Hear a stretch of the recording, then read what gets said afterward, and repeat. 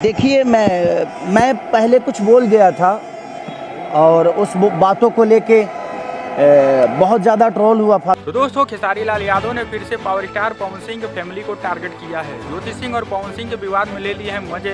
क्या बोला है खेसारी लाल यादव दोस्तों बताएंगे इस वीडियो में, देंगे पूरी जानकारी। बने रहिए शुरू से अंत तक हमारे इस वीडियो में। अगर आप लोग अभी तक इस चैनल को सब्सक्राइब नहीं किए हैं तो जल्दी से आप लोग इस चैनल को सब्सक्राइब कर लीजिए।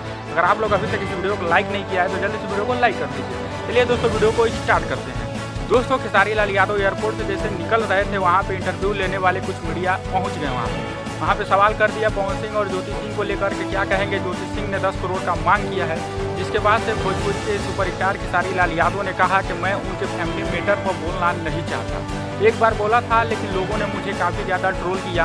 यहाँ तक कि पवन सिंह के जितने चाहने वाले थे पवन सिंह थे, खेसारी लाल यादव के बारे में जो न बोलना चाहिए वो सब बात बोला गया कि वो फैमिली में क्यों इंटर करते हैं, फैमिली को क्यों टारगेट करते हैं।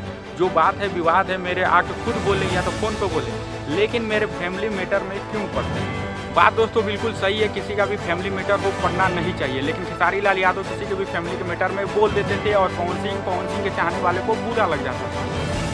उसके बाद से खेसारी लाल यादव को काफ़ी ट्रोल किया गया था और उसी सब बातों को याद रखते हुए खेसारी लाल यादव ने इंटरव्यू में कह दिया कि मैं इन सब बातों को लेकर कुछ बोलना नहीं चाहता।